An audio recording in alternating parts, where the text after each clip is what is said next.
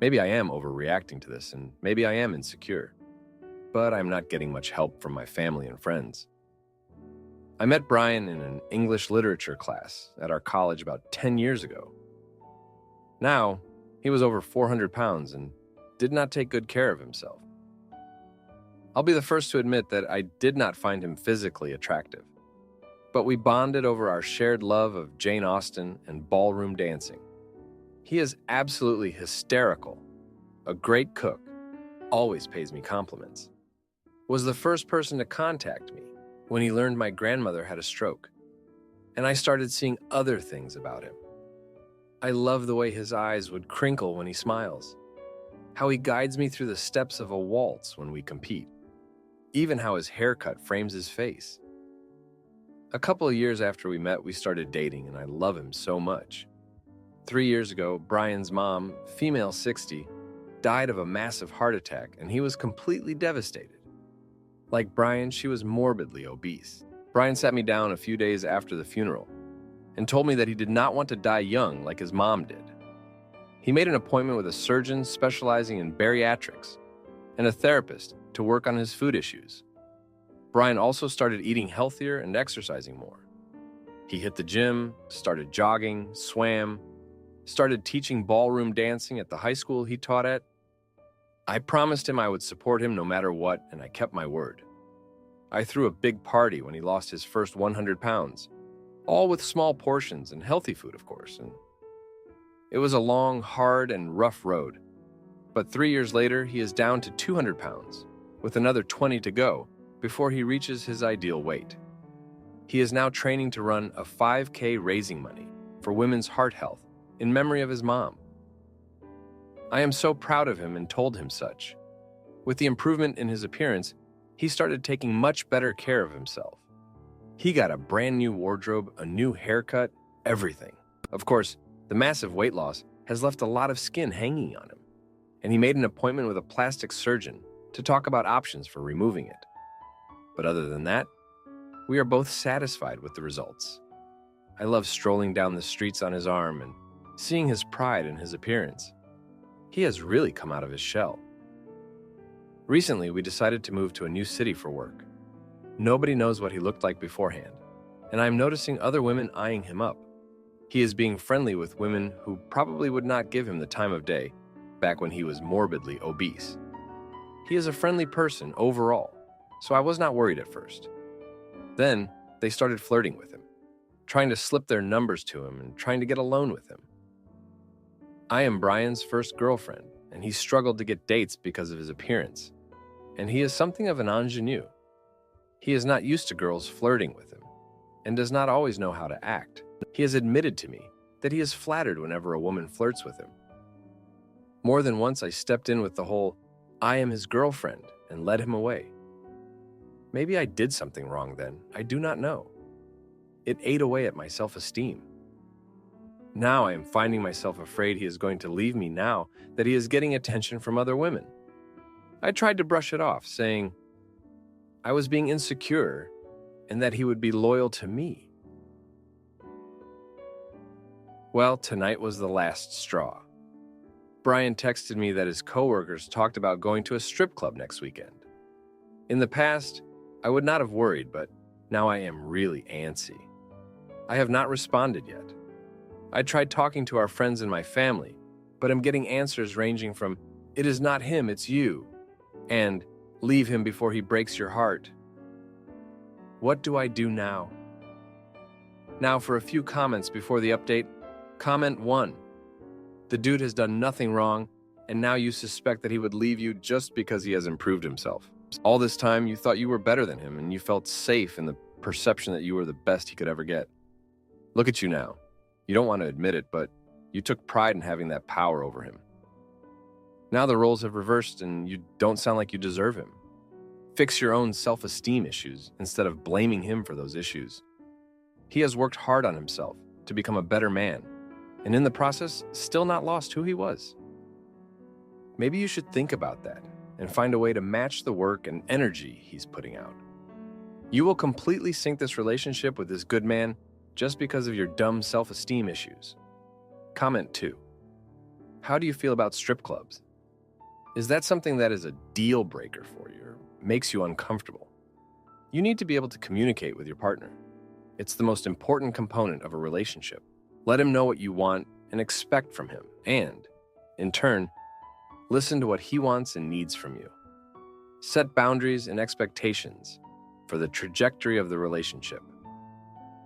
Good luck navigating this part of your life.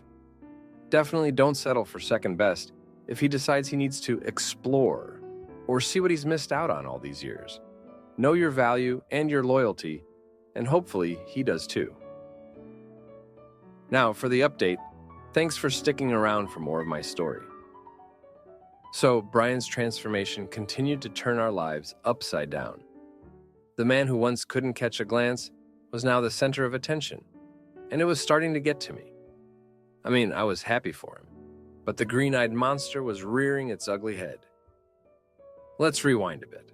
Brian's dad left when he was just a kid, and his mom raised him alone. That's probably why he was so close to her. When she passed, it hit him hard. He used to tell me stories about how they'd cook together, and she'd always say, "Brian, take care of your heart." I guess he took it literally after she was gone. Back to the present. Brian's new job had him traveling a lot. He'd be gone for days, sometimes weeks. I trusted him, but the distance was tough. I started to notice little changes. He'd be vague about his trips, and once I found a matchbook from some out-of-town bar in his jacket. He brushed it off, saying it was nothing, just a place the guys from work took him. Then came the news. I found out through a mutual friend that Brian had been seen out with a woman while on a business trip. My heart sank. I confronted him, and he swore it was just a work dinner, nothing more. But the trust was cracked, and I couldn't shake the feeling that something was off. The strip club thing, he ended up going. Said it was a team-building thing. I tried to laugh it off, but inside I was fuming. I started to pull away, building walls to protect myself. One day, I decided to surprise him at work with lunch. When I got there, I saw him laughing with a woman, the same one our friend mentioned. They looked close. Too close. My heart was pounding, and I felt sick. I left the lunch on a bench and walked away before he saw me. I was a mess. I couldn't eat, couldn't sleep. I loved Brian, but I felt like I was losing him. I started to question everything. Was I enough for him? Was our love just based on our past and not our present? Then, the unexpected happened. Brian came home early from a trip, and he was different. He sat me down and told me he had something to confess. My stomach was in knots. Was this it? Was he leaving me? He told me that the woman was an old friend from his morbidly obese support group. She had lost a lot of weight too, and they were just catching up. But he admitted that he had started to develop feelings for her. He said he was confused, that he didn't want to hurt me, but he needed to be honest. I was shattered. But then, he did something I never saw coming. He broke down, crying, saying he was scared of the new attention, scared of losing me, scared of not knowing who he was anymore. He said he didn't want anyone else. He just didn't know how to handle this new life. We talked for hours. It was raw and painful, but it was real. We decided to go to couples therapy. It was tough, digging through all our issues, but it brought us closer. We learned to communicate better, to be honest about our fears and insecurities. Brian's confession was a turning point. It was a betrayal, sure, but it was also a wake-up call. We both had to work on ourselves, not just as a couple, but as individuals. Fast forward to now. Brian's running that 5K next week, and I'll be there cheering him on. We're stronger than ever, but it took a lot of tears and tough conversations to get us here. I learned that love isn't just about the good times. It's about sticking together when things get tough. Thanks for reading. It's been interesting to say the least, but I'm glad I stayed on the ride. My wife decides she doesn't want kids anymore. After we planned our big family, but when her brother spills a secret that could tear us apart, I take control and show them both the true meaning of for better or worse. My 30-year-old wife, 29 years old, and I have been married for a little under 5 years now. We met in college and have been together for a total of about 9 years. When we first started dating in college, I remember her saying she wanted a big family. After we finished college, moved in together, and really started our lives in earnest, her desires for a big family tempered. She now wants only 1 or 2 kids, which is more in line with my ideal family. But over the past years, she has really grown to be against having kids. For some background, she has some chronic pain and fatigue health issues that have plagued her. We are starting to really get to the root of these issues, POTS. After going from doctor to doctor, checking for everything from lupus to fibromyalgia to a whole host of autoimmune disorders. The journey has been taxing on her both physically and mentally. Her family life was rough. Her dad was an hurtful piece of shit with his own unresolved mental health issues. Her brother is now going through a divorce after marrying a girl because they got pregnant and had a daughter together.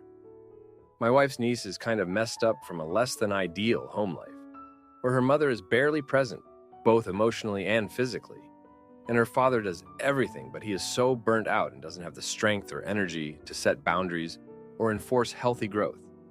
She's kind of a menace and at least a solid year behind her peers developmentally.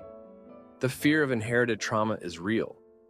We live in a conservative state, Iowa, but we ourselves are pretty left-wing. Since the overturn of Roe v. Wade and subsequent state-level fuckery, her fears have been rightfully amplified. Her medical issues give us pause, and the risks associated with pregnancy, along with the ever-restrictive laws being passed, mean that the dangers posed by complications only make her fears worse. That, combined with economic fears, the cost of having and raising children, the general cost of living, my recent experience being let go from my job, and political anxieties in America and the world have all formed a perfect storm. She has told me that she doesn't want to have kids anymore. Now I support her 100% with whatever she wants when it comes to this. Unless both of us are 100% sure, then kids should not be a thing for us. That said, I've always wanted to be a father, and I know that she would be such a great mother. And I think deep down, past the fear, she wants to be one as well. And so many times we've waffled back and forth on will we, won't we? To an extent, it doesn't feel like it's our decision, but that decisions are being made for us. I can't help but feel she wants to be a mom, but feels she can't, or that it's just not possible to have one on our terms. By cruel fate afflicting her with health issues, by politicians injecting themselves where they don't freaking belong, and by a world that feels like it's burning all around wherever you go. I just want to scream into the void. I love my wife, beyond words. So hearing her float the idea of divorce because she feels like she's holding me back from what I want in fatherhood, it freaking guts me. Because A, I can't picture anyone else being the mother of my children, even if she did let me go to start a family.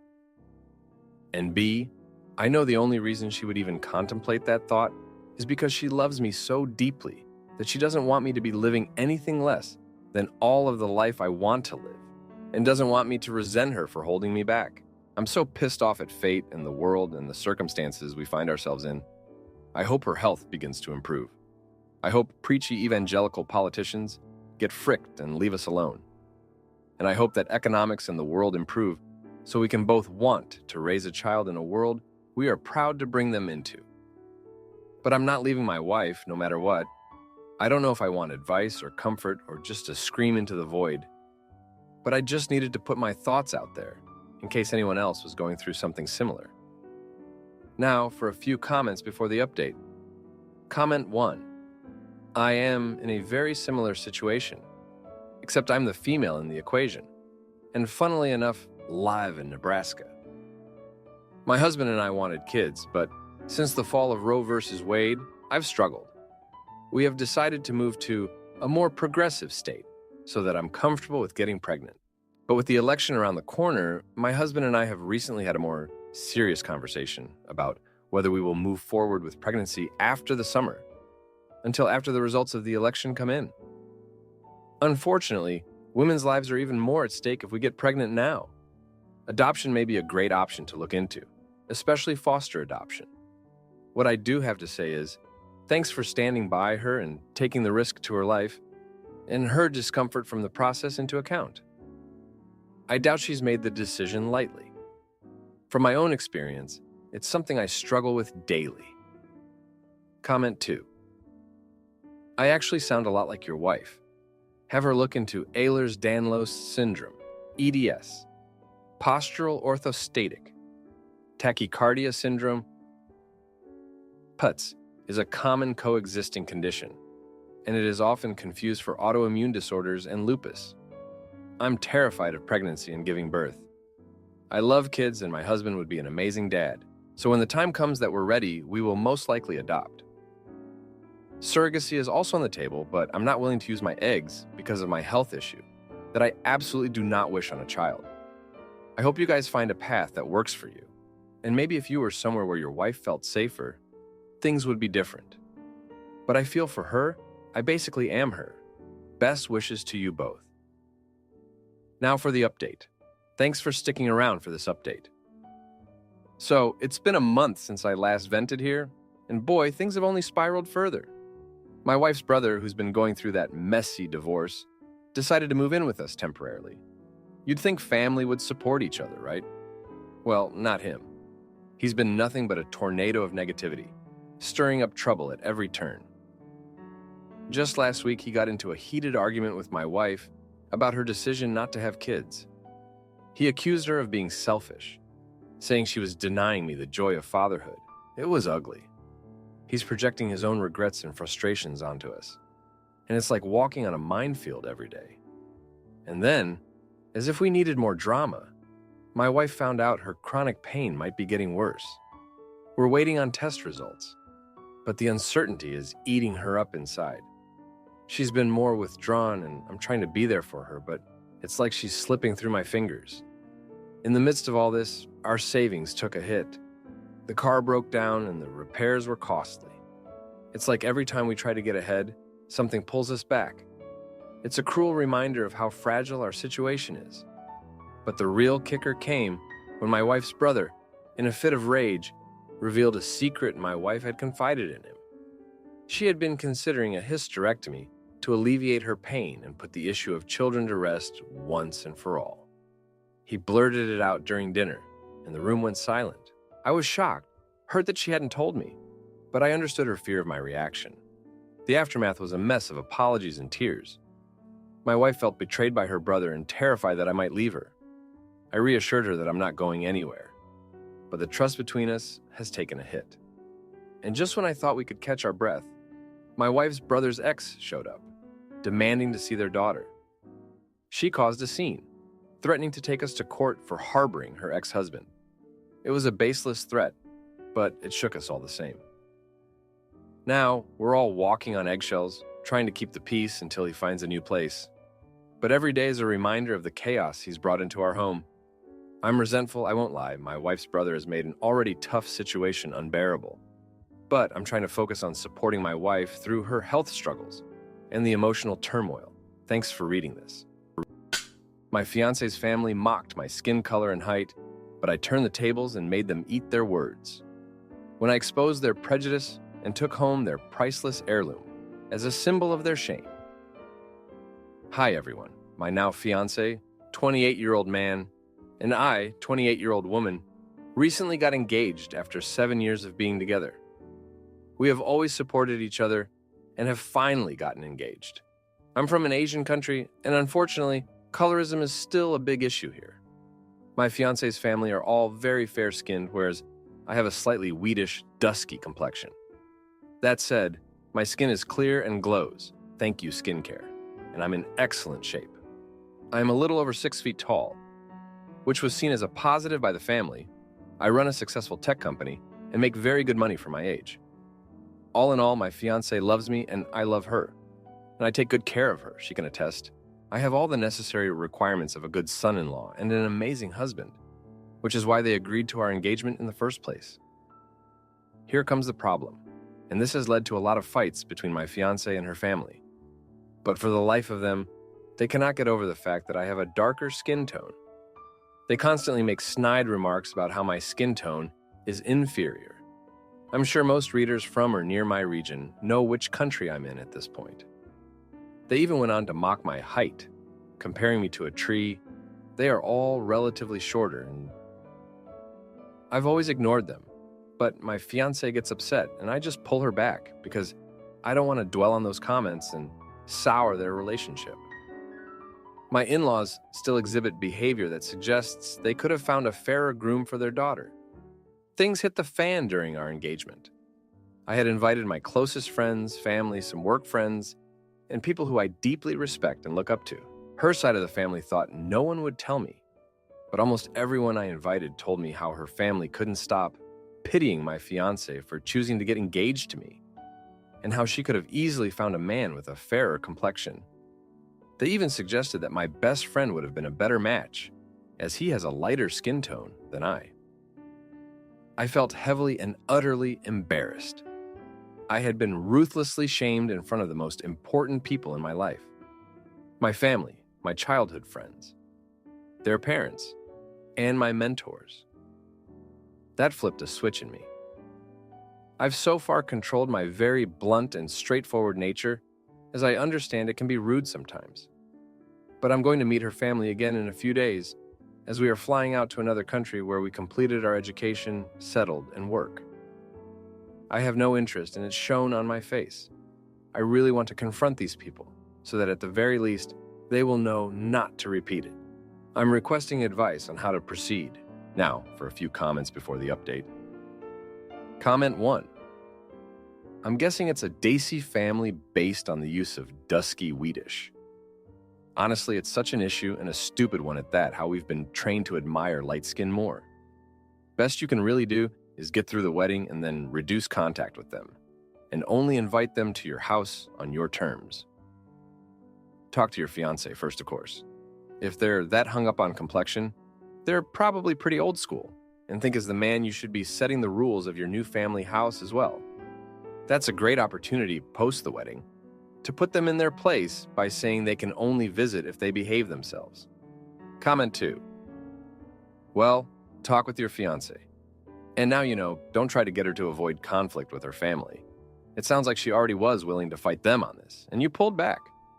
She was right to fight them, and she knows best how to handle them. But you are the outsider in the family. If you say something and it goes too far, you and your fiance are going to have a problem between you. So tell her what was said and how you feel and what you need to say. And then together you can team up to deliver the message with the maximum impact and come out strong together. Now, for the update. Thanks for the support on my last post. So, a lot has happened in the past 3 days. The tension with my fiance's family reached a boiling point, and I had to make a tough call. The day after I posted, my fiancé and I flew out to meet her family. The air was thick with unspoken words as we landed. I was determined to address the elephant in the room, but I wanted to do it without causing a rift. We arrived at her family's place, and the comments started almost immediately. It was like they couldn't help themselves, and my fiancé was visibly upset. I pulled her aside and we talked. She was torn between her love for me and her loyalty to her family. I knew then that I had to do something, but what? That night I couldn't sleep. I kept replaying their words in my head, and I felt a mix of anger and shame. I decided to take a walk to clear my head. The next morning, things escalated. At breakfast, her uncle made a particularly nasty comment about my skin tone. I saw my fiance's eyes well up with tears, and that was it for me. I stood up, my chair scraping loudly against the floor, and I told them we needed to talk. Everyone went silent. We sat down in the living room, and I laid it all out. I told them how their words were not just hurtful to me, but to their daughter as well. I explained that their behavior was pushing us away, and that if it continued, they risked not being a part of our lives. My voice was steady, but inside, I was shaking. To my surprise, her mother spoke up. She shared a story about her own parents, how they had been against her marriage because of similar reasons, and how it had taken years for them to see past it. She admitted that she didn't want her daughter to go through the same pain. It was a side of her I had never seen before. The room was quiet for a long time after that. Then, one by one, her family members started to apologize. They admitted that they had been wrong and promised to try and change. It wasn't a complete turnaround, but it was a start. The rest of the visit was awkward, but there were no more comments about my skin or height. My fiancée and I had a long talk about everything. We decided that we would give her family a chance to make things right.